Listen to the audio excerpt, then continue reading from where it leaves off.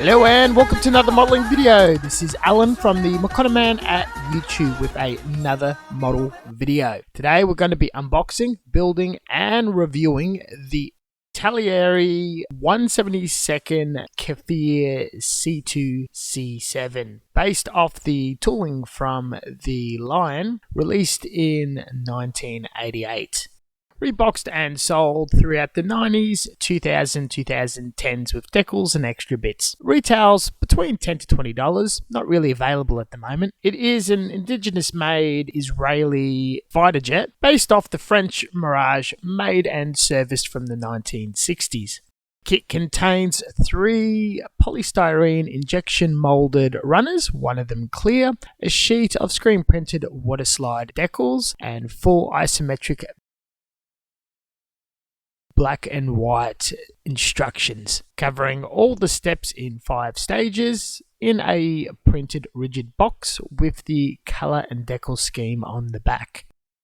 With a standard set of tools, we'll be building this in a traditional manner with the 2-cut technique to remove the parts via the gate of the sprues, trimming them closer, removing the nub with a knife and sandpaper. The parts will be adhered together using plastic cement, very strong solvent that permanently melts and adheres the plastic together. Any sort of seams around munitions and the fuselage will be filled with basic type putty. Mine is homemade, but you can use thickened primer or the Tamiya Mr. Hobby variants. These are allowed to dry overnight after application and sanded with a range of sandpaper from 300 to 1000 grit. Word of warning, aircraft is my weakest subject. I don't build a lot, last was 2 years ago, and it's a subject I'm not particularly an expert in. Interesting subject too, box art and kits. I thought I was building something far more modern and didn't know the age until I had a look at ScaleMate and recording my voice. This is a very good kit, but quite outdated and a little more involved. It is hard to tell between an easy to build very modern kit and an older kit without dates on boxes. Italeri is a good brand, but people don't like older glued together style, heavy seams and raised detail. It's best to, before buying a kit, to check ScaleMate for the year and the tooling type. For its time, this would have been groundbreaking, amazing. I thoroughly enjoyed it. It was very straightforward and starts off with any other aircraft with the cockpit and the 2 halves of the fuselage. You do have to plan things out, and the norm is building, painting the cockpit, putting it in, detailing it, and other preparations before you glue the 2 halves of the fuselage together, where you have greater visual access to get the seats, pilot, control instruments. There's extra decals and aftermarket parts. I didn't go that far. What I failed to remember is aircraft can also be very back heavy, and you'd put some sort of weight or metal putty in the nose to balance it out. I'm very lucky it did balance nicely. Another tip that's normally passed on to beginners when gluing the 2 halves of the fuselage is to use rubber bands or clamps to hold everything together, not needing as much putty or effort in filling the seam. Another seam you'll also come across is fuel tanks and armaments, which I also focused quite early before adding later on. This is a fair amount of pre-planning that the instructions don't normally cover, and very common a part of the aircraft building process.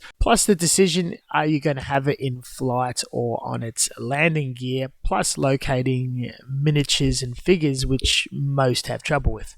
For the full experience, I'm definitely doing the landing gear, and this one you have to chop up the covers. The plastic is thin, and it's an immense amount of weight for such a thin bit of plastic. It is common for them to break or be misaligned when gluing together. I didn't have too much problem, and it stabilized quite nicely. It used to be common back in the day to buy metal or more sturdier landing gear. I was very content with what was in the box and went for that. The armaments went all together, but I will not be permanently gluing in the fuel tank nor the canopy. The build was straightforward, only lasted a few days, allowing putty to dry and maximum chemical hardening for the landing gear before adding any weight.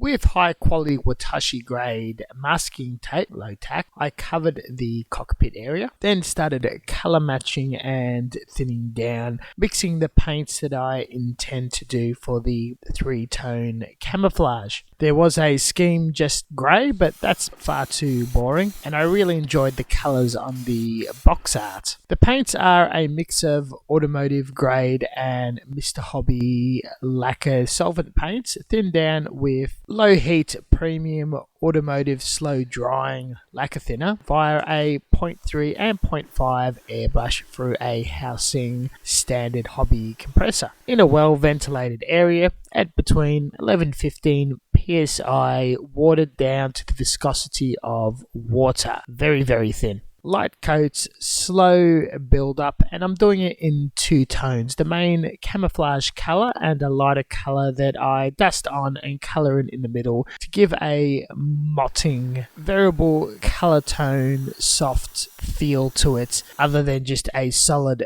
plastic toy colour.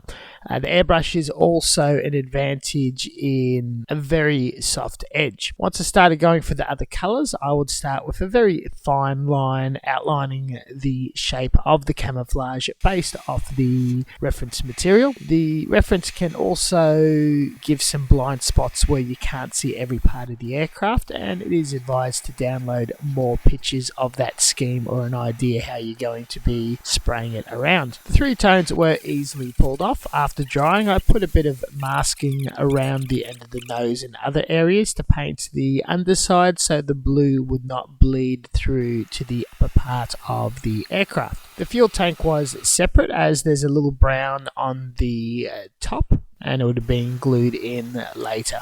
None of this is particularly difficult, especially at low pressure and very thin. It applies transparently and you get a chance to do a few passes to get it right. With the same paint type, also fairly thinned down, we'll be hand painting all the areas we could not quite easily pick up with the airbrush, like the landing gear, the individual wheels, the munition tips, and especially the canopy, which I had to be very fine with. The exhaust had metallic blue burnt iron and metallic black shaded to look like jet exhaust.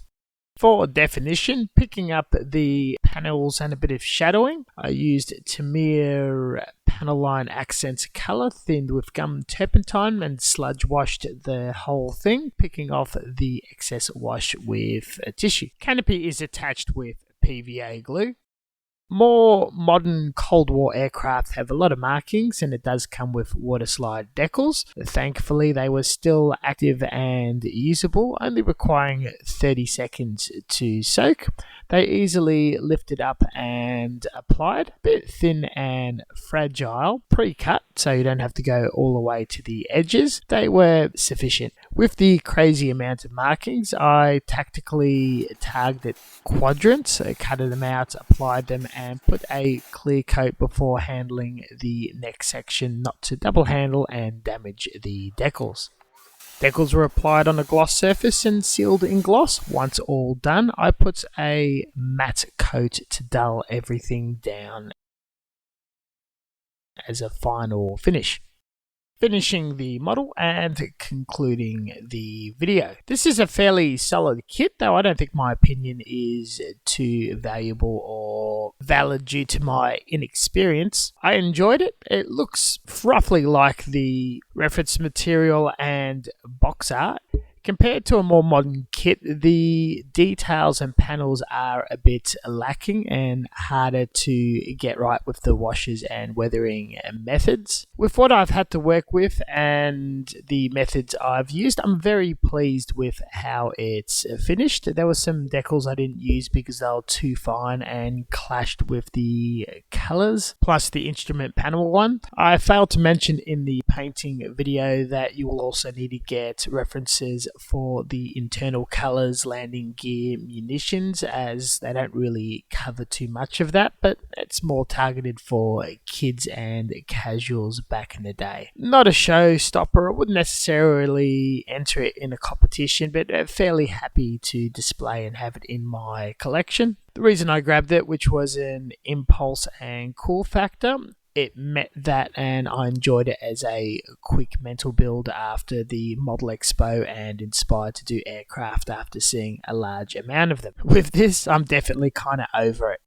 Thank you very much for watching, and as always, until next time, stay tuned for further content. We do uploads weekly, or try to. Check out the description section for references and social medias where I post more pictures, content, events and stuff that I'm about to do or projects on the go. Always happy and pleased for comments. We'll answer anything formed in a question or query, and we shall catch you guys next time. See you later.